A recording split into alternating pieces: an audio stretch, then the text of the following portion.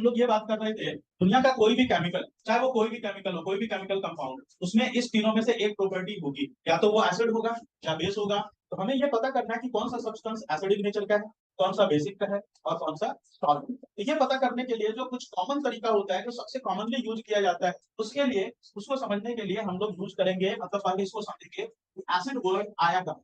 Acid word आया है acidus, और एसिडस वर्ड का मतलब होता है, ठीक है, इस वर्ड का ही मतलब सॉल्ट। बेस वर्ड का मतलब है बिटर, और सॉल्ट का नेचर तो हम सबको पता ही है कि सॉल्ट। इसमें एसिड और बेस को पता करने के लिए, फाइंड आउट करने के लिए हमारे पास कुछ कॉमन सब्सटेंसेज हैं जिसको हम लोग बोलते हैं एसिड बेस इंडिकेटर। इसको पता करने के लिए हमारे पास है एसिड बेस इंडिकेटर। और सॉल्ट को फाइंड आउट करने के लिए कि सॉल्ट है तो किस तरह का सॉल्ट है, इसकी नेचर क्या है, इसको फाइंड आउट करने के लिए हमारे पास जो तरीका होता है, इसको हम लोग बोलते हैं क्वालिटेटिव एनालिसिस। तो एसिड बेस इंडिकेटर के बारे में आपके सिलेबस में है in class 10, but qualitative analysis जो है ये आता है आपके क्लास 11। तो अभी हमें इसके बारे में, क्वालिटेटिव एनालिसिस के बारे में कुछ नहीं समझ, जब सॉल्ट वाला टॉपिक आएगा तो उसमें थोड़ी सी चीजें हम लोग समझेंगे, बट इसमें डिटेल में समझने के लिए आपको क्लास 11 में जो फर्स्ट चैप्टर ही आएगा वही से स्टार्ट। तो अभी हम लोग इसके बारे में समझे, एसिड बेस इंडिकेटर के बारे में। और एसिड बेस इंडिकेटर को हम लोग बोलने के लिए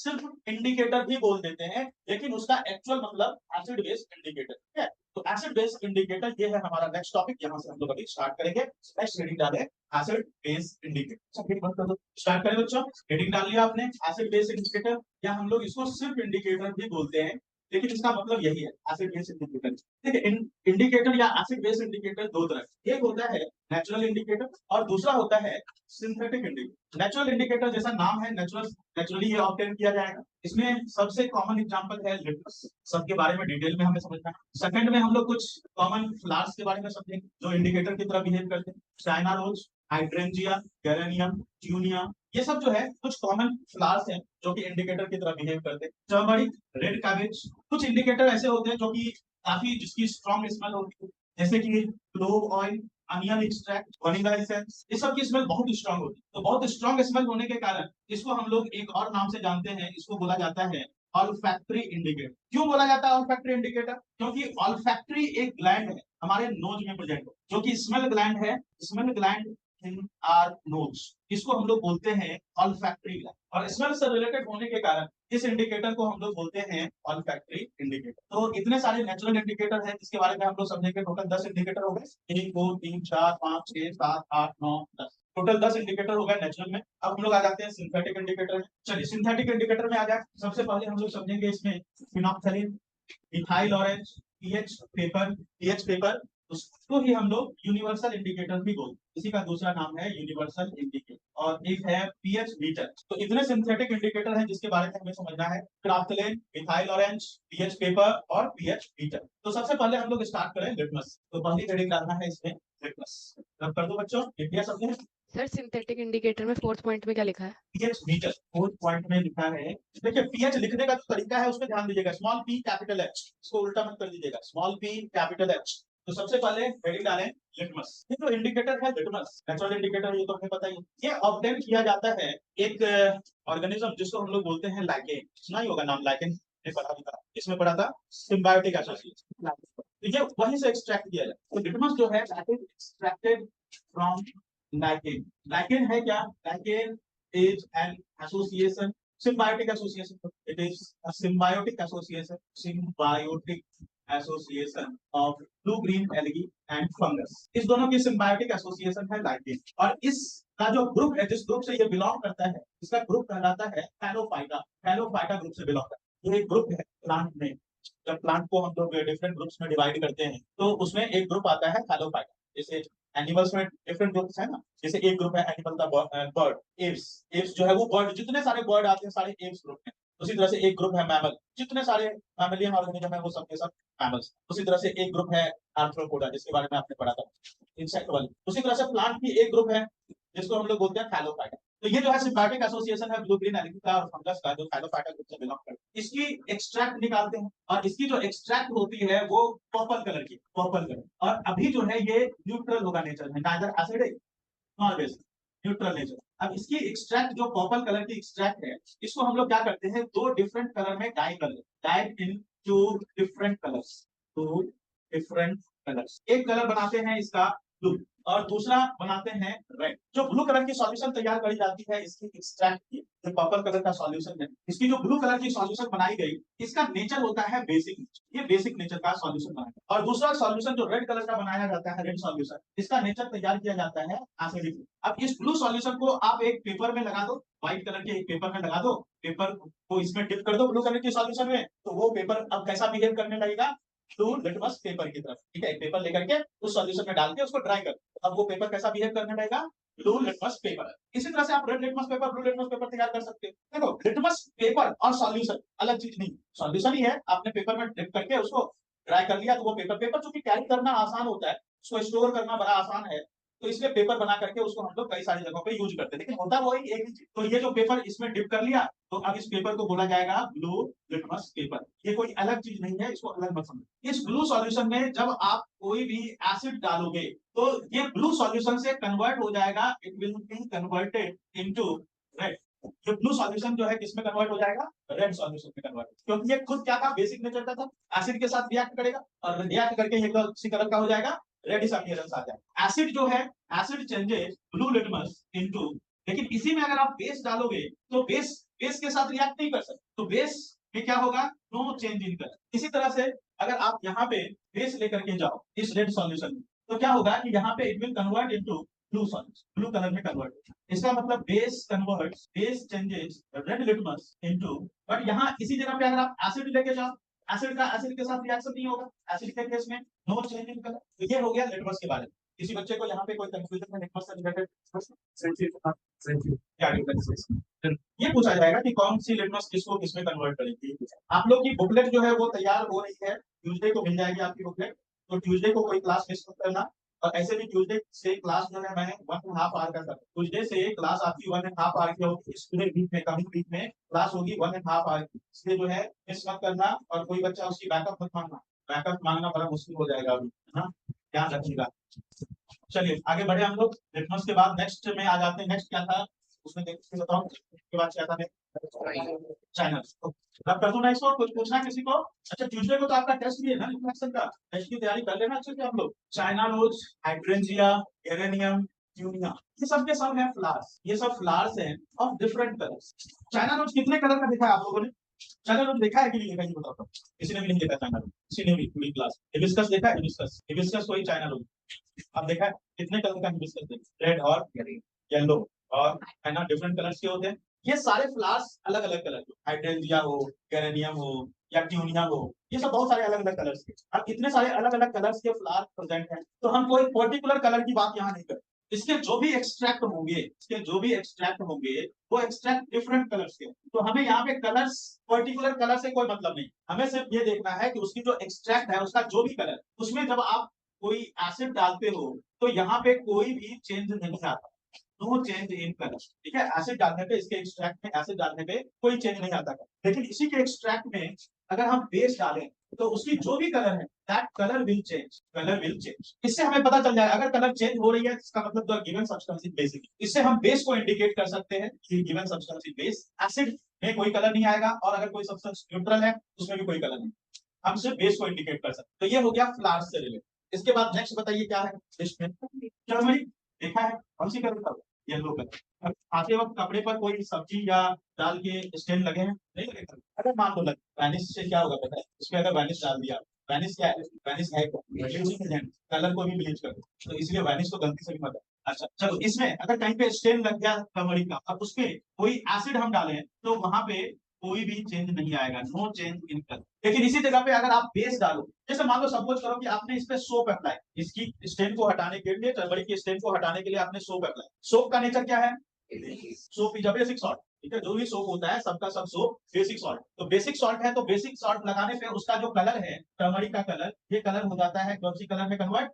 रेडिश ब्राउन। आप कभी करके देखना घर में, कोई कपड़े पे टर्मरिक का स्टेन लगा वो, उस पे आप सोप अप्लाई करके देखना, वो बिल्कुल डार्क रेडिश ब्राउन कलर का दिखेगा। टर्मरिक एक इंडिकेटर हो गया, किसका इंडिकेटर हो गया? बेस का। ये भी जो आपने देखा था फ्लावर्स के डिफरेंट कलर्स, ये सब जो है इंडिकेटर है बेस के, एसिड के इंडिकेटर नहीं है, क्योंकि एसिड बेस का कोई भी कलर में चेंज नहीं आता। यहाँ से क्वेश्चन आता है, वही क्वेश्चन जो अभी मैंने आपको बताया कि आप किसी रेस्टोरेंट में खाना खाने गए, वहां पे कपड़े पर आपने सब्जी गिरा दिया, तो उसमें येलो कलर की स्टेन आ गई, आपने उसके सोप अप्लाई किया, अब वो रेडिश ब्राउन हो गया। क्या हुआ होगा, क्या हुआ होगा, इसका मतलब वो जो कड़ी आपने गिराया उस कड़ी में क्या होगा, टर्मरिक, उस पे आपने सोप अप्लाई किया तो क्या हुआ होगा, वो टर्मरिक रेडिश ब्राउन कलर में कन्वर्ट। ये क्वेश्चन अक्सर आता है, यही चीज आपको लिखना हो, ठीक है। अब ये छूटेगा कैसे, रेडिश ब्राउन कलर है, आप उसको प्लेंटी ऑफ वाटर से धोगे तो फिर से वो हल्का येलो, थोड़ा सा टर्मरिक तो निकल ही जाएगा, बार बार धोगे, 8 बार 10 बार धोगे तो फिर धीरे धीरे उसका कलर खत्म निकल जाएगा। तो ये हो गया इस दोनों के बारे में। नेक्स्ट बताइए क्या है, रेड कैबेज। रेड कैबेज, अब इसका पर्टिकुलर कलर हमें पता है तो हम इसके बारे में लिख सकते हैं। रेड कैबेज का एक्सट्रैक्ट जो होगा वो कौन सी कलर का होगा, एक्सट्रैक्ट उसका रेडिश कलर ही तो होगा। रेड कैबेज का एक्सट्रैक्ट भी तो रेड का रेडी होगा। अब इसमें अगर आप कोई एसिड सब्सटेंस डालोगे तो वहां पे कोई भी चेंज नहीं आएगा, नो चेंज इन कलर। लेकिन इसी में अगर आप बेस डालोगे तो इसका कलर हो जाता है ग्रीन। यहाँ पे पर्टिकुलर कलर हमें पता था तो हमने यहाँ पे पर्टिकुलर कलर बता दिया कि यहाँ पे कौन से पर्टिकुलर कलर में चेंज होगी, तो रेडिश कलर से ये चेंज हो जाएगी इनटू ग्रीन कलर। नेक्स्ट बताइए क्या है, ऑल्फैक्टरी इंडिकेटर। ऑल्फैक्टरी इंडिकेटर, इसमें तीनों आ जाएंगे, onion extract, vanilla essence and clove oil. ये तीनों इंडिकेटर जो कि स्मेल से रिलेटेड इंडिकेटर हैं, हैविंग स्ट्रॉन्ग स्मेल, स्मेल से रिलेटेड इंडिकेटर, इसलिए हम लोग इसको ऑल्फैक्टरी इंडिकेटर बोलते हैं। इसमें अगर हम कोई एसिड डालें तो यहाँ पे क्या होता है कि स्मेल कॉन्टिन्यूज, कहने का मतलब there is no change in smell, no change in smell. लेकिन इसी में अगर हम बेस डालें तो इसकी जो स्मेल है वो खत्म हो जाती है, स्मेल खत्म हो। सपोज करो कि आपने अनियन खा लिया, खाने में अनियन सलाद खा लिया, माउथ से स्मेल आ रहा है, अब उसको खत्म करना है, इसमें क्या यूज करोगे, बेस होना चाहिए ना, कोई भी बेस यूज कर सकते हैं। कौन सा बेस, कौन सा बेस होता है हमारे घर में नॉर्मली, सबसे कॉमन बेस, सबसे कॉमन बेस जो हमारे घरों में होता है बेकिंग सोडा। बेकिंग सोडा हमारे घरों में होता है, थोड़ा सा पानी में मिक्स कीजिए और उससे माउथ वॉश कर लीजिए, स्मेल खत्म। अगर पहचानने नहीं आता बेकिंग सोडा को, तुलसी होगा घर में, वो भी पहचानने नहीं आता तो नीम होगा, नहीं तो टूथपेस्ट तो है ही, टूथपेस्ट भी बेसिक, सोप मत खा लीजिए, सोप भी बेसिक होता है, इसका मतलब सोप नहीं खाना। तो ये हो गए सारे के सारे natural indicator complete. Natural indicator से अच्छा, ये जो स्मेल से रिलेटेड इंडिकेटर है इसका सबसे ज्यादा यूज कहाँ किया जाता है, this is used by blind person, क्योंकि blind person change in colour तो देख नहीं सकते हैं लेकिन चेंज इन स्मेल को फील तो कर सकते हैं। तो जो ब्लाइंड स्टूडेंट्स होते हैं या ब्लाइंड जो भी पर्सन होते हैं वो इसी इंडिकेटर का यूज करते हैं। ये क्वेश्चन भी बहुत बार आ चुका है कि ब्लाइंड पर्सन कौन से इंडिकेटर यूज करेंगे, क्यों यूज करेंगे, तो उसका आंसर है ऑल्फैक्टरी। तो अब हम लोग आ जाते हैं सिंथेटिक इंडिकेटर। अब करूँ इतना, कोई क्वेश्चन है यहाँ तक से रिलेटेड किसी को कुछ, चलिए ओके। तो नेक्स्ट हम लोग स्टार्ट करते हैं सिंथेटिक। सिंथेटिक इंडिकेटर में सबसे पहला जो इंडिकेटर हम लोग पढ़ने वाले हैं वो है मिथाइल ऑरेंज। था, अच्छा कोई बात नहीं, मिथाइल ऑरेंज। मिथाइल ऑरेंज जैसा कि नाम है इसका कलर क्या होगा, ऑरेंज कलर। जब इसमें हम कोई एसिड डालेंगे तो वो ऑरेंज कलर से कन्वर्ट हो जाएगा इनटू रेड, और इसमें जब आप कोई बेस डालोगे तो ये कन्वर्ट हो जाएगा इनटू येलो। एसिड डालने पे रेड इन कलर और बेस डालने पे येलोइश कलर। लिटमस में आपने देखा था कि वो दोनों चीज को इंडिकेट कर रहा है, एसिड को भी बेस को। नेचुरल इंडिकेटर, सिंथेटिक इंडिकेटर में इसको आपने देखा कि ये दोनों चीज को इंडिकेट कर रहा है, एसिड को भी और बेस को। नेक्स्ट इंडिकेटर में हम आते हैं फिनोप्थलीन। फिनोप्थलीन जो है ये कलरलेस होता है, और जब इसमें एसिड यूज करेंगे तो यहाँ पे कोई चेंज नहीं आएगा colour, no change in colour. लेकिन इसी में जब हम बेस यूज करेंगे तो इसका कलर हो जाता है पिंक, बेस यूज करने पे इसका कलर पिंक हो जाता है। और इस इंडिकेटर का सबसे ज्यादा यूज किया जाता है न्यूट्रलाइजेशन रिएक्शन, न्यूट्रलाइजेशन रिएक्शन में यूज किया जाता है। न्यूट्रलाइजेशन रिएक्शन किसको बोलते हैं बच्चों, किसी को आइडिया? हाँ, जब एक एसिड किसी बेस के साथ रिएक्ट करेगा वहां पे सॉल्ट और वाटर की फॉर्मेशन होगी, उस तरह के रिएक्शन को न्यूट्रलाइजेशन रिएक्शन कहते हैं। वहीं पे इसका सबसे ज्यादा यूज किया जाता है। ये रिएक्शन अगर देखोगे ना तो आगे चल करके आपको दिखेगा कि मतलब फार्मर्स के लिए ये वाला रिएक्शन बड़ा इंपॉर्टेंट है। खासकर जैसे कोई फार्मर है वो अपने एग्रीकल्चर फील्ड में कुछ ग्रो करना चाह रहा है और वो चाह रहा है ये पता करना कि उसकी जो मतलब सॉइल है उस सॉइल का नेचर क्या है। अगर सॉइल का नेचर पता हो उस सॉइल का नेचर क्या है तो आसानी से उसमें हमें अगर पता है कि कौन से मिनरल है, उसका नेचर एसिडिक है, बेसिक है, न्यूट्रल है, क्या है। तो अगर एसिडिक सॉइल होगा तो उसमें हम उस तरह के क्रॉप को ग्रो करवा सकते, बेसिक नेचर होगा तो हम उस तरह के क्रॉप ग्रो करवा सकते। ये पता करने के लिए इस वाले रिएक्शन का इसका यूज किया जाता है फिनोप्थलीन, बहुत इंपॉर्टेंट है उसके। आपने हिस्ट्री में पढ़ा होगा इंडिगो के बारे में, पढ़ा है आप लोगों ने? तो इंडिगो से रिलेटेड जो हिस्ट्री है वो भी, खैर चलिए वो सब हम लोग बाद में डिस्कस करेंगे, अभी हम लोग आगे बढ़ते। नेक्स्ट इंडिकेटर में हम लोग आ जाए पीएच पेपर। पीएच पेपर को समझने के लिए सबसे पहले हमें ये समझना पड़ेगा कि पीएच क्या, तब हम लोग जाकर के पीएच पेपर को समझ, ठीक है। तो हम लोग पहले समझे कि पीएच क्या, what is P and H, pH को समझ लीजिए। पीएच एक, यह जो है एक स्केल, ये स्केल जिससे कि हम ये पता करते हैं कि कोई सब्सटेंस एसिडिक है, बेसिक है या न्यूट्रल। इसमें जो स्मॉल पी वर्ड है ये आया है पोटेंट के, स्मॉल पी वर्ड किसके लिए आया है, पोटेंट के। पोटेंट वर्ड का मतलब होता है पावर, स्ट्रेंथ बोल सकते, किसकी, H plus ion, power of H plus, this is called pH। ठीक है, अब ये power of H plus ion क्या है समझिए, एकदम ध्यान से समझते जाइए, बहुत सारी चीजें इसमें अभी आए, पहले ध्यान से समझिए एकदम अच्छे से प्यार से। कोई भी सब्सटेंस अगर एसिडिक है तो एसिडिक नेचर के लिए जो रेस्पॉन्सिबल फैक्टर होता है, जो रेस्पॉन्सिबल रीजन होता है, वो होता है H plus ion. H plus ion जो है किसी भी सब्सटेंस को एसिडिक और बेसिक बनाने के लिए रेस्पॉन्सिबल फैक्टर होता है OH या OH माइनस। एक साइंटिस्ट थे जिन्होंने ये स्केल डिजाइन किया था, उस साइंटिस्ट का नाम था सोरेनसन। सोरेनसन ने 1913 में एक स्केल दी। उन्होंने 0 से लेकर के 14 तक की एक स्केल, 0 से लेकर के 14 तक की एक स्केल, और इसमें 7 was considered to be neutral. इनका कहना क्या था कि 7 का मतलब ये हुआ सॉल्यूशन में जो सॉल्यूशन न्यूट्रल है उसमें हाइड्रोजन आयन और हाइड्रोक्साइड आयन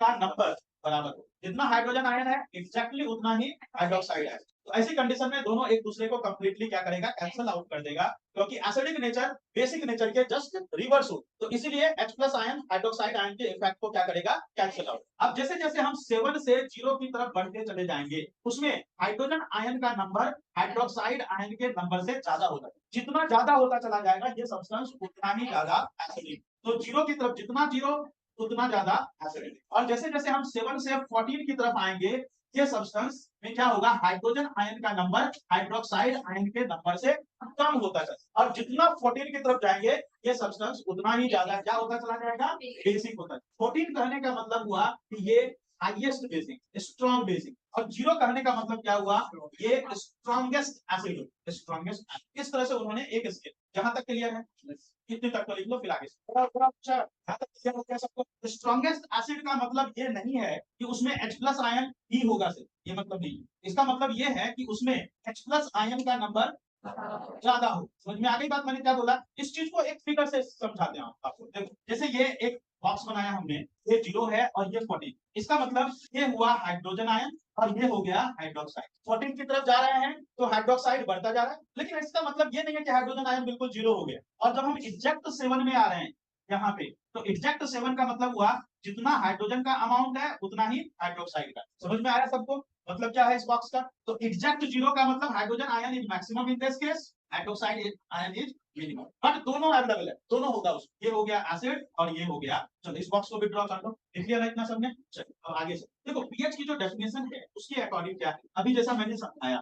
इनका कहना क्या था, सोरेनसन का क्या कहना, सुन एकदम ध्यान से सुनो, बहुत ध्यान से। उनका कहना क्या था कि कोई भी सब्सटेंस, इस दुनिया का कोई भी सब्सटेंस, अगर आप उसको पानी में डिजॉल्व करके 1 लीटर सॉल्यूशन बनाओ, कितना लीटर, 1 लीटर सॉल्यूशन बनाते हो, तो उस 1 लीटर सॉल्यूशन में हाइड्रोजन आयन ही होगा और उसमें हाइड्रोक्साइड आयन ही होगा, दोनों ही चीजें। और इसके जो अमाउंट होंगे अगर हम उसको मल्टीप्लाई कर दें, इसका नंबर और इसका नंबर, दोनों के नंबर को अगर हम किसी भी सब्सटेंस को, दुनिया के किसी भी सब्सटेंस अगर हम पानी में डिजॉल्व करें 1 लीटर पानी, और 1 लीटर पानी में डिजॉल्व करके अगर हम सॉल्यूशन बनाएं, तो उस सॉल्यूशन में हाइड्रोजन आयन भी होगा और हाइड्रोक्साइड आयन, दोनों के जो नंबर होंगे अगर हम उसके नंबर को मल्टीप्लाई कर दें तो इसका नंबर हमेशा ही 10 टू द पावर -14 मोल आएगा in 1 litre at 25 degree Celsius. एक बार फिर से क्या कहना था सोरेनसन का कि कोई भी सब्सटेंस दीजिए, जो मर्जी वो सब्सटेंस, अगर आपने उसको पानी में डिजॉल्व किया तो पानी में डिजॉल्व करने पे उसमें हाइड्रोजन आयन भी बनेगा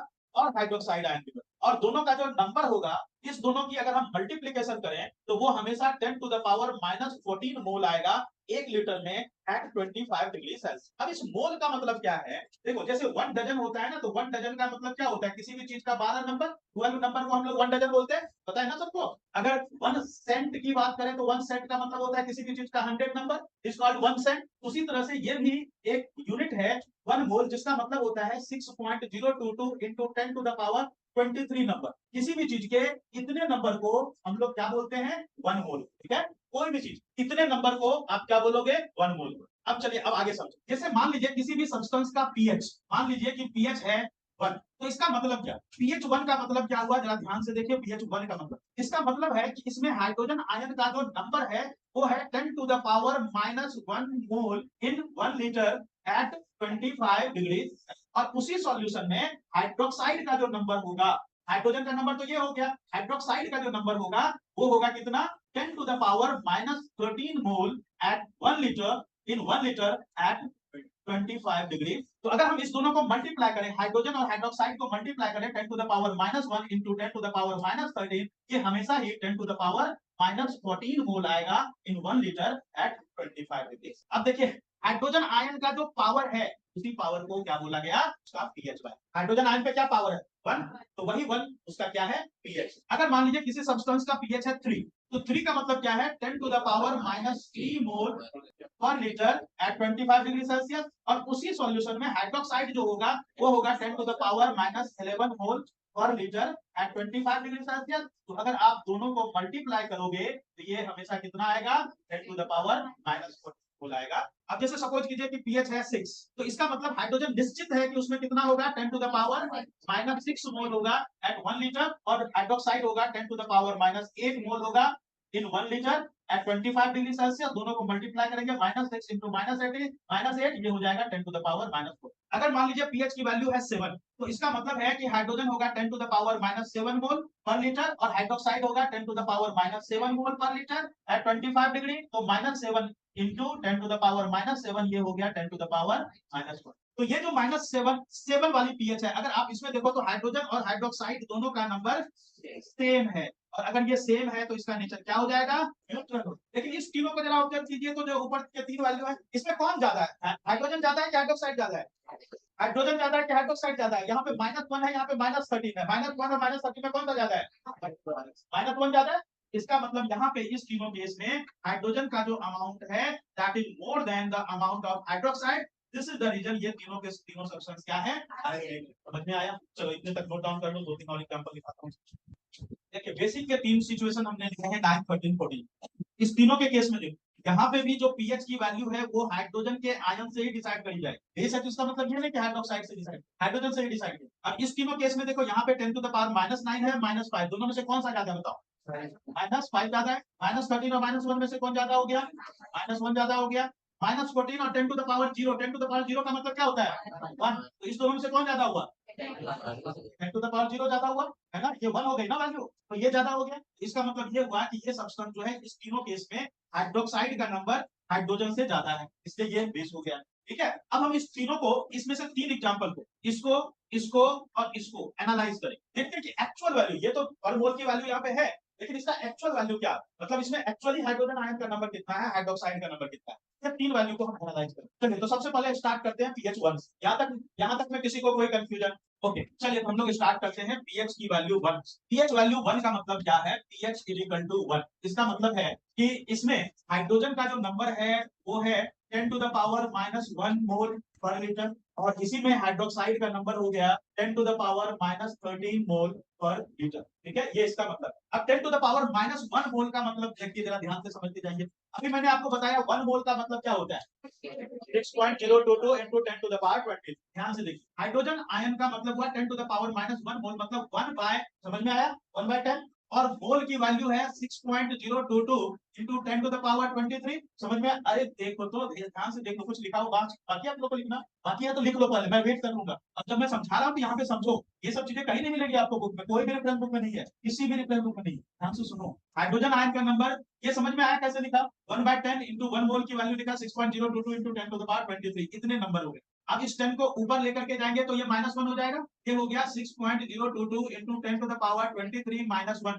तो हाइड्रोजन आयन का नंबर देखिए तो कितना हो गया, 6.022 इंटू 10 टू द पावर 22, इतने नंबर हो गए 1 लीटर 25 डिग्री सेल्सियस। क्या ये पॉइंट सबको क्लियर हुआ? पक्का। चलिए अब हाइड्रोक्साइड का नंबर देखते हैं। हाइड्रोक्साइड का मतलब हुआ 10 टू द पावर -13, तो क्या इसको हम 1/10 टू द पावर 13 लिख सकते हैं, into 6.022 into 10 to the power 23। तो हाइड्रोक्साइड का नंबर हुआ 6.022 इंटू 10 टू द पावर 23 -13। कोई कंफ्यूजन? तो हाइड्रोक्साइड का नंबर देखिए जरा कितना आ रहा है, 6.022 इंटू 10 टू द पावर -10 नहीं 10, कितने नंबर आ गए इन 1 लीटर एट 25 डिग्री सेल्सियस। अब आप खुद से देख के बताओ कि हाइड्रोजन ज्यादा है कि हाइड्रोक्साइड?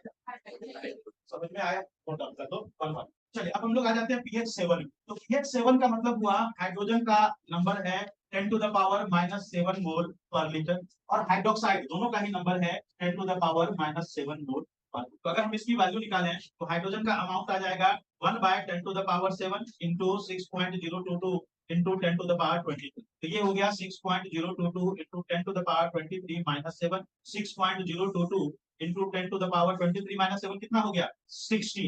इतने number of hydrogen ion in 1 litre at 25 degree Celsius. और सेम यही नंबर इसमें भी आ जाएंगे, सेम कैलकुलेशन होगा। तो 6.022 into 10 to the power 16 number आ गए of hydroxide ion in 1 litre at 25 degree Celsius. दोनों की कैलकुलेशन बिल्कुल सेम आएगी, तो दोनों के नंबर एग्जैक्टली सेम होने के कारण ये सब्सटेंस हो जाएगा न्यूट्रल। pH 14 का आप लोग खुद से कैलकुलेट करोगे, करो कैलकुलेट। हो गया 14 कैलकुलेट, चेक कर लूं जरा एक बार, इसका कैलकुलेशन हो गया, जरा एक बार चेक करवा दो। दिखाओ, इसका हो गया 22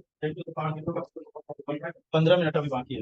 हो गया सबका, समझ में आ गया। तो pH 14 में आपने क्या देखा, pH 14 में आपने जब कैलकुलेट किया तो इसमें हाइड्रोजन आयन का नंबर कितना आया, 14 में हाइड्रोजन आयन का जो नंबर आया वो आया 10 to the power 9 आया था ना। कितना नंबर आया इन 1 litre at 25 degree Celsius, 1 litre eight 20। और इसी में हाइड्रोक्साइड का जो नंबर आया था वो आया था 6.022 into 10 to the power 9, और इसकी वैल्यू आई थी 6.022 into 10 to the power 23 in 1 liter at 25 degree. Even in strongest base है ना ये, इससे ज्यादा स्ट्रॉन्ग कुछ नहीं हो सकता बेस में। लेकिन उसमें भी देखो आप हाइड्रोक्साइड के साथ साथ वहां पे इतना नंबर हाइड्रोजन का भी प्रेजेंट है, क्या हाइड्रोजन का भी प्रेजेंट है। तो दोनों ही चीजें प्रेजेंट होती है, एसिड हो चाहे बेस हो चाहे वो कोई भी सब्सटेंस, दोनों ही चीजें प्रेजेंट। क्या ये पॉइंट सबको क्लियर हो गया? पीएच क्लियर है सबको, सारे बच्चों को? चलिए, तो अब पीएच पेपर को हम लोग पीएच पेपर क्या हो, पेपर को हम लोग बोलते हैं यूनिवर्सल इंडिकेटर। नेक्स्ट हेडिंग डालें, pH paper. This is also called as universal indicator.